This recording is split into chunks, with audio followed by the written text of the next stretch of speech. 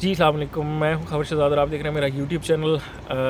हमारी इस वीडियो में हम बात करेंगे ड्यूरेशन टोटल वीज़ा स्पैन की, क्योंकि बहुत सारे लोगों का ये भी क्वेश्चन आ रहा था और वो पूछ रहे थे कि सर कितना टाइम लग जाता है, और बहुत सारे इसके मामले में मुतज़ाद रहे हैं, हर बंदे का अपना एक्सपीरियंस है।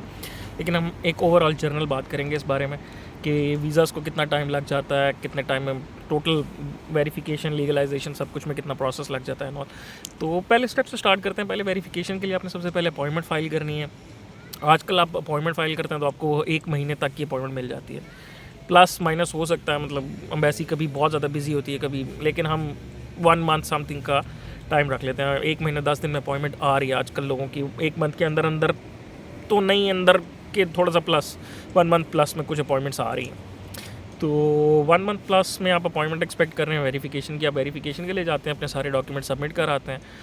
तो उस वेरिफिकेशन के लिए भी आजकल डिफरेंट मॉड्यूल चल रहे हैं। Normally they say we can take up to 3 to 4 months, लेकिन मोस्टली लोगों की वेरिफिकेशन जो है 2 महीने 10 दिन, 2 महीने 15 दिन में वेरिफिकेशन का काम हो जाता है। और कुछ लोगों का जल्दी भी हो जाता है। वो कैसे जल्दी होता है उसके लिए आप मुझे पर्सनल मैसेज कर लें, मैं फिर आपको बता दूंगा कैसे जल्दी हो जाता है कुछ लोगों का। तो लेकिन नॉर्मल टाइम जो है वो 2 महीने 10 दिन, 2 महीने 15 दिन लग जाते हैं। आपको वेरिफिकेशन की रिपोर्ट आ जाती है।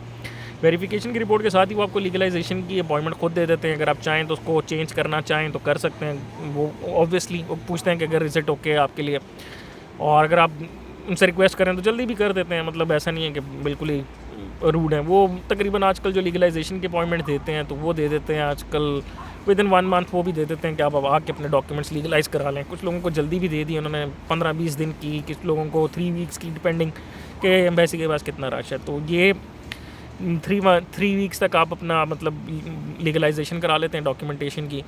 तो उसके बाद आप अपॉइंटमेंट फ़ाइल करते हैं फॉर द रेजिडेंस परमिट। वो भी महीने सवा महीने की आपको अपॉइंटमेंट मिल जाती है रेजिडेंस परमिट की। आप उनको plus minus pros and cons, अगर आप उनको थोड़ा सा करें पुश, या आप थोड़ा सा उनसे रिक्वेस्ट करें या कुछ, तो आपको जल्दी भी अपॉइंटमेंट दे देते हैं।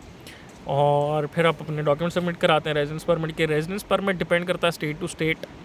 जिस स्टेट में आपकी यूनिवर्सिटी है या जिस स्टेट में आपकी अकोमोडेशन है, आपकी अकोमोडेशन के थ्रू ही आपका वो जाता है, क्या कहते हैं उसको, आपकी रेजिडेंस परमिट फ़ाइल जहाँ पे आपकी अकोमोडेशन होती है उस सिटी के मजिस्ट्रेट के पास जाती है। तो मजिस्ट्रेट के लिए नॉर्मली जो ऑफिशियल यूनिवर्सिटी का वर्किंग टाइम है वो तो 2 से 3 मंथ्स है, लेकिन किसी की 1 महीने सवा महीने में आरपी अप्रूव होकर आ जाता है।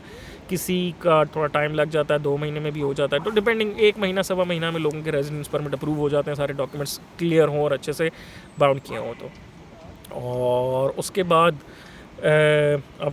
आपको एम्बेसी बता देती है। आप खुद भी मजिस्ट्रेट से अपने जिस सिटी में आपने भेजा आप डायरेक्ट पूछ के उससे मामला स्पीड अप कर सकते हैं थोड़ा सा। आपको उससे डायरेक्ट पूछ लें कि जी मेरा रेजिडेंस परमिट की फ़ाइल आ गया, पाकिस्तान से अप्रूव हो गया या क्या सीन है। वो खुद भी बता देते हैं। अगर कुछ डॉक्यूमेंट चाहिए या कुछ आगे पीछे तो आप डायरेक्ट भी डील कर सकते हैं। मोस्टली केसेस में वो कुछ एक आध चीज़ें मांग लेते होते हैं। अगर कोई फाइनेंशियल ना मांगनी हो या कुछ, तो डायरेक्ट आपसे डील कर लेते हैं। आप उनको डायरेक्ट दे दें तो वो काम और स्पीडली हो जाता है आपका। अच्छा, मतलब कंसिडरिंग 2 महीने के अराउंड 1.5 2 महीने ये आपका रेजिडेंस परमिट के अप्रूवल में टाइम लग जाता है। उसके बाद आपको एम्बेसी से ईमेल आ जाती है, जी आपका रेजिडेंस परमिट अप्रूव हो गया, तो आप वीज़ा डी फाइल करने के लिए अपॉइंटमेंट ले। वीज़ा डी की आजकल अपॉइंटमेंट जो है वो भी महीना सवा महीना में आ जाती है। पहले तो 2-2 महीने में भी आ रही थी, लेकिन आजकल महीना सवा महीने में आ जाती है। और कुछ तो ऐसे हैं जिन बबरशेरों को तो 10 दिन बाद वीज़ा डी की अपॉइंटमेंट आ गई है। तो ये यूनिवर्सिटी के उस पर है, लेकिन हाँ, यूनिवर्सिटी को आप हमेशा रिक्वेस्ट कर सकते हैं। यूनिवर्सिटी आपकी रिक्वेस्ट सुनती है, आपकी बात भी सुनती है। जिसको बहुत अर्जेंट हो उसको डील भी कर लेती है। तो आप उनसे रिक्वेस्ट करके अपनी बात जल्दी कर लेते हैं। उसके बाद आपकी बात आती है वीज़ा डी की ऑफिशियल टाइम जो है वो 2 वीक्स है, लेकिन 10 दिनों तक वीज़ा डी अप्रूव होकर आ जाता है। मतलब मोस्टली 7-8 दिन में भी आ जाता है, किसी का 5 दिन में भी आ जाता है। तो वीज़ा डी 10 दिन तक मैक्सिमम आपका वीज़ा डी अप्रूव होकर आ जाता है। तो ये आपकी टोटल ड्यूरेशन है वीज़े के लिए कि कितनी आपको चाहिए। स्टार्ट में वेरिफिकेशन की अपॉइंटमेंट के लिए आप देखें तो 1 मंथ कंसिडरिंग कर लें, 1 month 10 days, 1 month 15 days, 1 month रख लें। उसके बाद वेरिफिकेशन की डीलिंग के लिए आप रफली 3 मंथ्स रख लें, ठीक है। तो ये 4 मंथ्स इन टोटल। उसके बाद आपकी लीगलाइजेशन की अपॉइंटमेंट के लिए भी आप 1 मंथ जेन में रख लें, तो 5 मंथ्स ये आपके टोटल हो गए। उसके बाद रेजिडेंस परमिट की अपॉइंटमेंट 1 मंथ के ड्यूरेशन पे अगर आप रख लें तो 6 मंथ्स ये हो गए। रेजिडेंस परमिट के अप्रूवल को आपको 2 महीने चाहिए, तो 8 मंथ्स ये हो गए।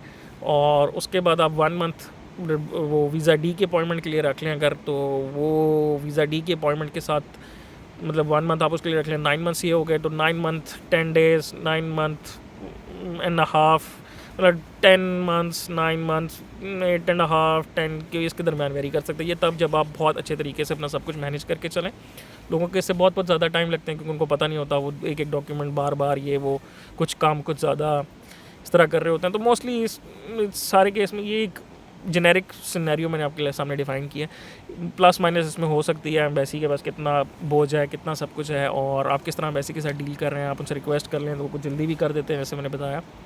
तो ये ओवर एंड ऑल आपको ये एक टाइमलाइन बनती है, मतलब 9 मंथ्स टू तकरीबन 10 मंथ्स, 11 मंथ्स तक, 1 ईयर तक भी चला जाता है कुछ लोगों का। तो ये आपकी टाइमलाइन बनती है for the visa start to the end. ये सारा आजकल सिनेरियो है। तो अगर आपके इसके बारे में कोई और क्वेश्चन हो तो प्लीज़ मुझसे ज़रूर पूछें और अपना फीडबैक देते रहें। Thank you so much for watching, और मेरे चैनल को सब्सक्राइब करें। अल्लाह हाफ़िज़।